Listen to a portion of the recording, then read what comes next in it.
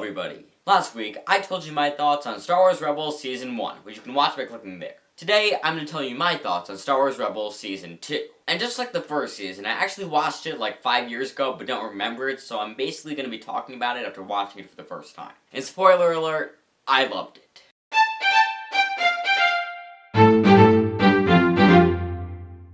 Star Wars Rebels Season 2. It was so good. I mean, first off, this is where Rebels really starts to be a continuation of Clone Wars. They have Captain Rex, Hondo, Darth Maul, Ahsoka, an awesome fight between Ahsoka and Darth Vader, which is the greatest Master-Apprentice fight since Anakin vs. Obi-Wan in Revenge of the Sith. But while Season 2 is very much a continuation of Clone Wars, it is also a very good continuation of the story of Rebels from Season 1. You still have the same heart and family dynamic. You see Ezra getting more powerful as a Jedi.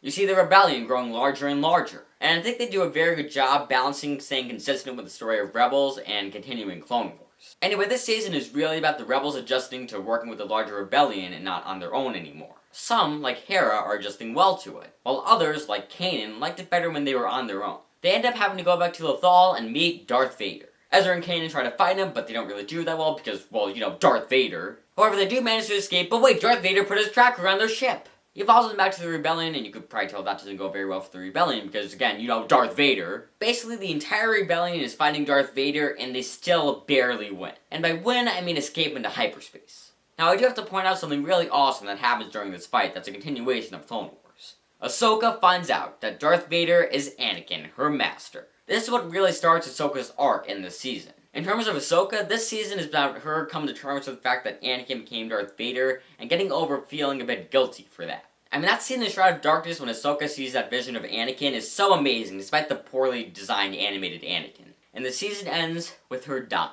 Except I've seen stuff about the rest of Rebels from the internet, so I know that she doesn't really die or it's up for debate or something. I don't know completely because I haven't watched the entire show yet, but I do know that her death isn't what it seems, at the very least. But as of Season 2, Ahsoka's dead. But Ahsoka isn't the only Clone Wars character to show up in this season, because we also have Captain Rex. When the Rebels meet Captain Rex, Kanan doesn't really get along with him at first. This is because of Order 66, when the clones turned on the Jedi because of a biochip in their head. But from Kanan's point of view, the clones just all of a sudden turned on the Jedi and killed his master. So Rex really needed to do some work to prove himself to Kanan. And this is probably shown most prominently in Stealth Strike, when Kanan and Rex, disguised as stormtroopers, have to team up and save Ezra. Now, I do have to say that this episode had some really hilarious moments that actually made me laugh out loud.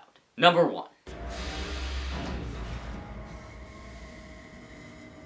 How is it the Empire lets us keep stealing these things? Oh, I thought it was the same one we used before. I like how self-aware this moment is and how it's a little bit of, like, fourth wall breaking. Number 2.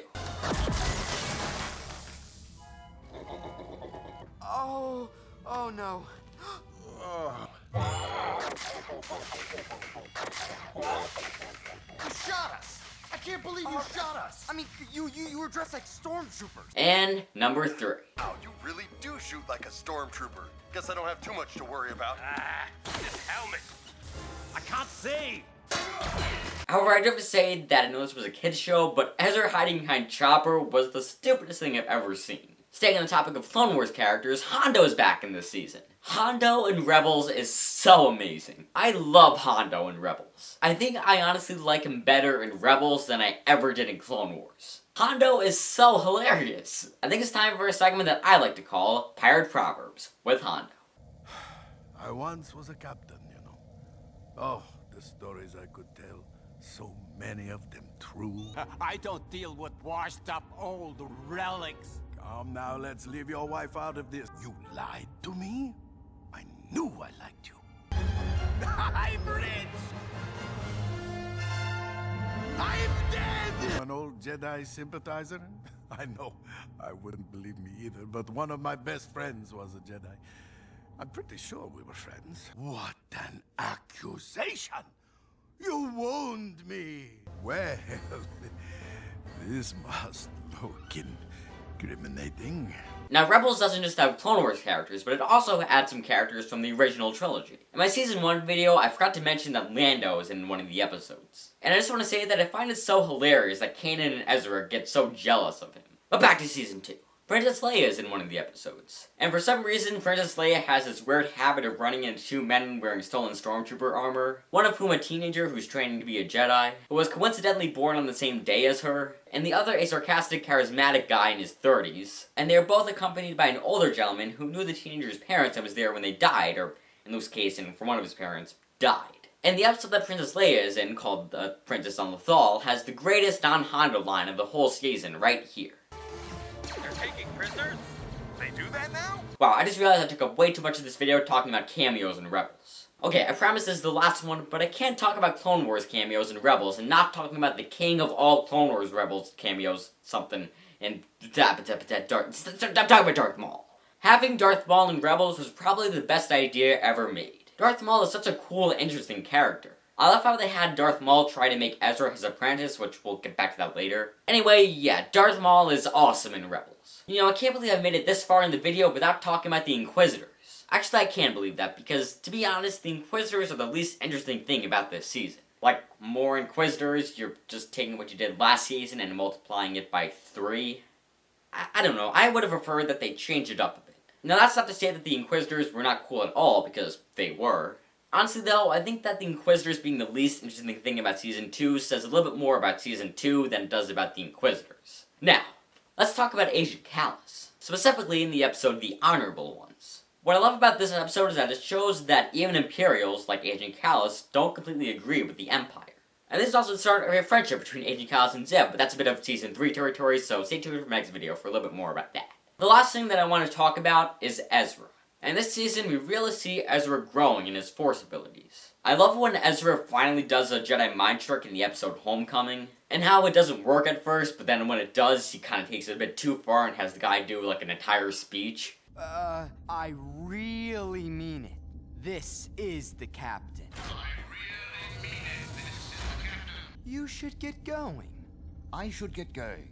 I think that scene is so hilarious. One of the main things in this season in terms of Ezra growing in his Force abilities is that Ezra is being pulled to the dark side. Just like all of the other overage kids training to be Jedi. I'm really starting to understand the Jedi's fear in training older kids to be Jedi. Anyway, this all builds up to Darth Maul trying to make Ezra his apprentice. And because of all the build-up in this season, you actually kind of believe that Ezra might go with Maul. And that brings us to the final moment of the season. Ahsoka's dead, or dead. Kanan's blind, which I can't believe I haven't talked about yet, but yeah, Kanan's blind now. Darth Maul gave him a lightsaber to the eyes, so yeah, he can't see anymore. But I do have to say that blind Kanan does surprisingly well against Darth Maul. Like, I think that blind Kanan is better at being a Jedi than Kanan with eyesight. Anyway, Kanan's blind, and the final shot of the season, Ezra opens the Sith Holocron! Okay, Ezra opens the Sith Holocron. What is going on? This is so crazy. What is happening? Ezra's a Sith now. What does this mean? What is happening? I don't know. What is happening?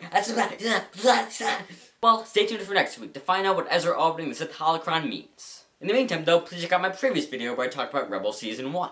Also, comment your thoughts below, like, subscribe, and check out the video that YouTube recommends for you. With that said, that's a wrap.